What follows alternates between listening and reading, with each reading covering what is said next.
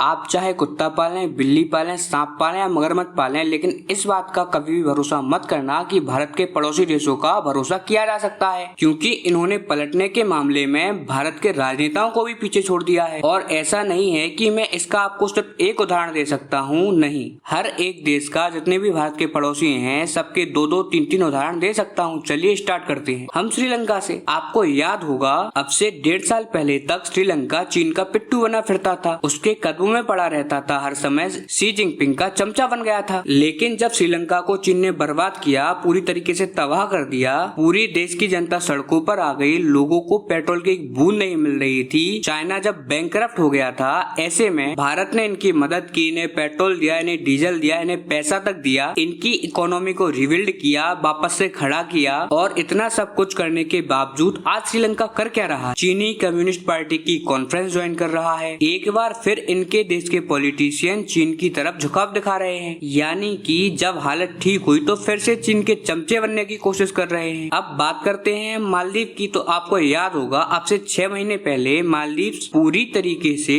Pro China हो चुका था। इनके जितने भी मिनिस्टर थे, जितने भी मंत्री थे, सारे के सारे एंटी इंडिया ट्वीट कर रहे थे। लेकिन अब से 1 महीने पहले मालदीव के राष्ट्रपति का अचानक से हृदय परिवर्तन होता है। वो भारत से कहते हैं कि आप तो हमारे परम मित्र हैं, मोस्ट ट्रस्टेड पार्टनर हो, आप हमारे बेस्ट फ्रेंड हो, आपके बिना तो हम कुछ भी नहीं है। ऐसा क्यों? क्योंकि भारत ने इनको कर्जा दिया था, इनको उस कर्जे की किस्त चुकानी थी, लेकिन इनके पास इतने पैसे नहीं थे कि ये किस्त चुका पाए। ऐसे में भारत को चने की झाड़ पर चढ़ाकर ये किसी तरीके की रियायत चाहते थे कि भारत फिलहाल हमसे कोई किस्तें ना ले। खैर वो तो इनको काम निकलवाना था, इसके चक्कर में ये भारत की तारीफ करने लगे। लेकिन ये तारीफ का सिलसिला भी बस 1 हफ्ते चला और अब फिर से ये प्रो चाइना हो गए। चीन की सेना को इन्होंने होस्ट किया अपने देश में। इसके अलावा कुछ खबर तो यहाँ तक आ रही है कि चीन एक सीक्रेट बेस बना रहा है मालदीव के अंदर आर्मी का। लेकिन ये खबर भी ज्यादा देर नहीं चल पाई, मालदीव ने फिर से पलटी मार दी। आप स्क्रीन पर देखिए, मालदीव की सरकार एक बार फिर से भारत के चरणों में आकर लेट गई है कि आप हमारी मदद कीजिए, हम बहुत ज्यादा संकट में हैं। अगर आपने मदद नहीं की तो हम बहुत बुरा फंसेंगे। क्यों? कि मालदीव में एसेंशियल आइटम्स की कमी हो गई है, यानी कि रोजमर्रा के आइटम्स की। जो रोजमर्रा में जरूरी के सामान हैं वो मालदीव के अंदर खत्म हो चुके हैं। इनके यहाँ पर खाने के आइटम्स तक नहीं बचे। इसीलिए मालदीव की सरकार ने कहा है कि आप हमें अंडे, आलू, चीनी, चावल जैसी जो चीजें हैं वो हमें एक बड़ी मात्रा में प्रोवाइड कराइए, क्योंकि हमारे देश में खाने पीने की कमी पड़ रही है। इसके अलावा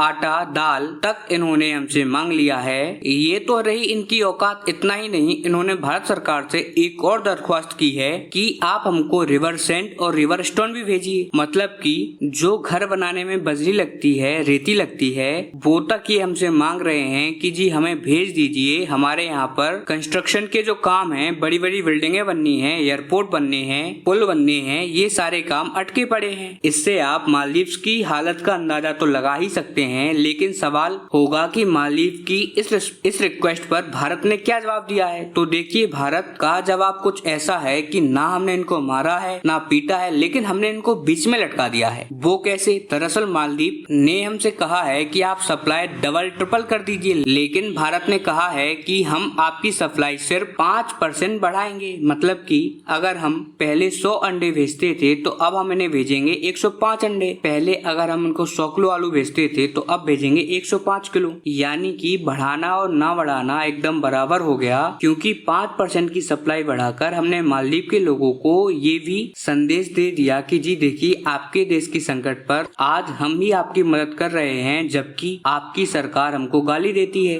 वहीं 5% से दूसरा काम ये हुआ कि इससे मालदीव की स्थिति तो नहीं सुधरने वाली, इससे मालदीव में खाने पीने की चीजों की कमी रहेगी, जिससे कि लोगों का गुस्सा सरकार के खिलाफ ही फूटेगा। यानी कि ना तो हमने मालदीव को मारा, ना ही जिंदा छोड़ा, बस बीच में लटका दिया है। खैर, इस पर आपका क्या कहना है हमें कमेंट कर जरूर बताएं। और अगर आपने अभी तक इस चैनल को सब्सक्राइब नहीं किया है तो जल्दी से सब्सक्राइब कर बेल आइकन दबाएं। तब तक के लिए नमस्कार, मिलते हैं अगली वीडियो में।